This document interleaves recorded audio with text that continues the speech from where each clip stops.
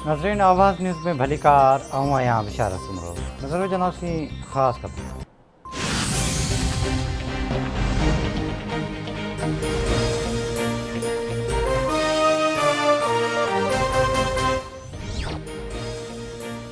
पाकिस्तान में corona virus वगे 3 मरीज़ फ़ौत पहुतुनि जंग वधी 28,912 थी वियो। 24 कलाकनि दौरान कोरोना वायरस जा वधीक 291 नवां केस रिपोर्ट। वबा जी हकारी शरह 0.59% रही।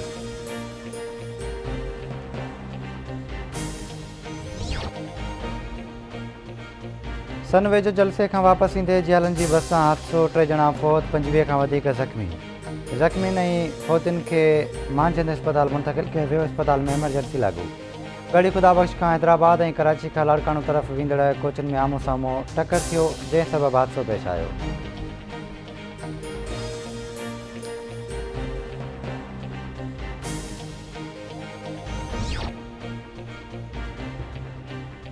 बिलावल भुट्टो ज़रदारी जी सदारत हेठि पीपी जे सेंट्रल एग्ज़ीक्यूटिव कमेटी जो इजलास। शहीद बेनज़ीर भुट्टो खे भेटा पेश। जारी कयल पधिराई मूजिबि CEC इंतहा पसंदनि ऐं अस्करियत पसंदनि सां कंहिं बि क़िस्म जी ॻुझी डील खे रद्द करे छॾियो। मौजूदा सिलेक्टेड हुकूमत खे हर सूरत में घर मोकिलण लाइ असराइती सियासी जदोजहद इतफ़ाक़। शहीद भुट्टो जी सालगिरह ते 5 जनवरी खां लाहौर खे गढ़ बणाए हुकूमत ख़िलाफ़ तहरीक शुरू करण जो फ़ैसिलो। वज़ीरिस्तान में पीपल्स पार्टी जे अॻवान नजीब महसूद ऐं बनू में मलिक इशफ़ाक़ जे क़त्ल जी मज़म्मत।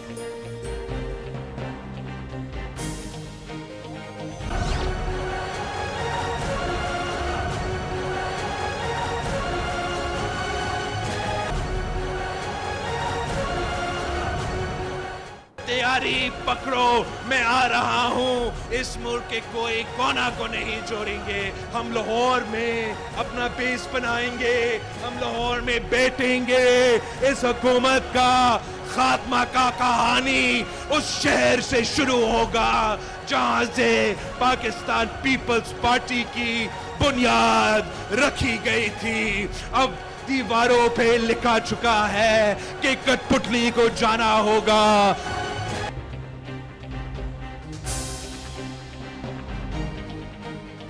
पीपल्स पार्टी चेयरमैन बिलावल भुट्टो ज़रदारी हुकूमत खे घर भेड़ो करण लाइ लाहौर मां जदोजहद शुरू करण जो ऐलान करे छॾियो। जियालनि खे तैयारी करण जी हिदायत। शहीद बेनज़ीर भुट्टो जी वरसी तक़रीब खे ख़िताब कंदे बिलावल भुट्टो चयो त पाकिस्तान जे आवाम खां जमहूरियत फुरी वई आहे। सदर ऐं वज़ीर आज़म दहशतगर्दनि ॾाढो झुकी चुका आहिनि। नाइल वज़ीर आज़म जो आवाम खे वधीक बार नथो खणी सघे। हाणे कठपुतली वज़ीर आज़म जे वञण जो वक़्तु अची वियो आहे। ईंदड़ चूंडूं तव्हां जूं आहिनि। वज़ीर आज़म ऐं वॾा वज़ीर तव्हांजा हूंदा। कश्मीर ऐं गिलगित बल्तिस्तान समेत सॼे मुल्क में ईंदुसि। जिथे न आयुसि उते सदर ज़रदारी, फरियाल टालपुर ऐं आसिफा भुट्टो पहुचंदा। बस जियाला तयारी करे वठनि। 5 जनवरी ते लाहौर में इजलास थींदो। हुकूमत जे ख़ात्मे वारी जदोजहद बि लाहौर मां ई शुरू कंदासीं। पीपल्स पार्टी डील ते यकीन नथी रखे। डील वारनि जा क़ब्रिस्तान न आहिनि हूंदा।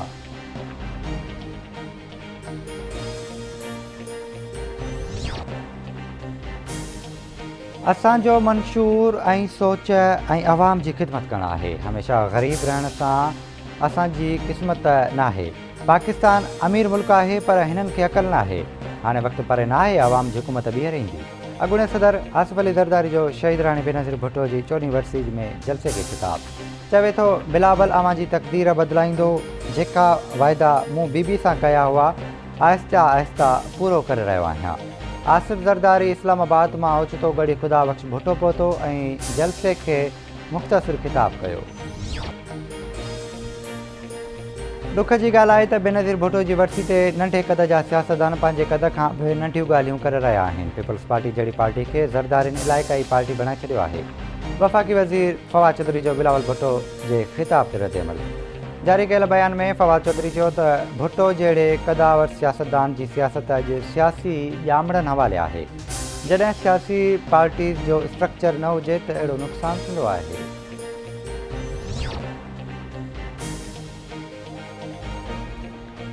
ऐं सिंध जे महान कवि शाइर शेख अयाज़ जी अॼु 24वीं वरसी लतीफ़ जी नगरी कुराड़ जी कप भरिसां मज़ार ते मल्हाई वेंदी।